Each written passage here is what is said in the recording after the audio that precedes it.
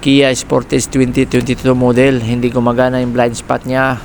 Ang sabi ng driver, nung pagkatapos niyang masagi yung bumper sa likod bandang kaliwa, ay nag-malfunction na itong blind spot niya. Hindi na gumagana. So titingnan natin sa ating mahiwagang Bertod, pasok. Titingnan natin kung sasabihin niya. Baka magsasabi ng totoo ito. Bilisan mo. Bagal mo naman. Ayun, nagmadali sila oh. Ayun, may nakuha tayong isa. So titingnan natin kung ano ang possible cause. Pindutin mo na, tingnan mo. Control module missing calibration sa bandang kaliwa. Alright, i-calibrate natin yan. Bakit hindi? Oo, i-calibrate natin.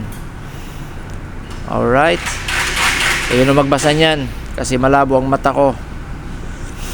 Okay, doon tayo sa special function.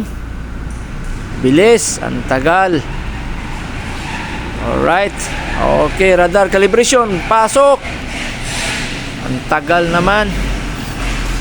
Sige, pindot. O yan, basahin mo. Bilis. Ang tagal.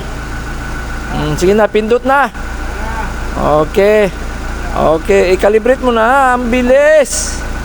Alright, o tingnan mo. O sige, ganyan. O sige, turn on, turn ignition 5 minutes, turn off 5 minutes. Ano yan, Abu Abdullah? Check Engine. Okay. Alright, pindutin mo na. Ang bilis. Okay, calibration successful. Sige nga, testing nga. Kung okay na ba? Start.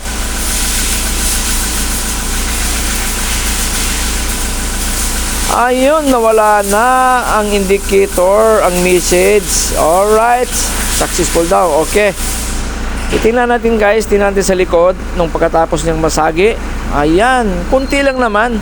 Pero siguro lumubog yan, natamaan yung module. Kaya na-disalign siya, kailangan ng calibration. Thank you for watching.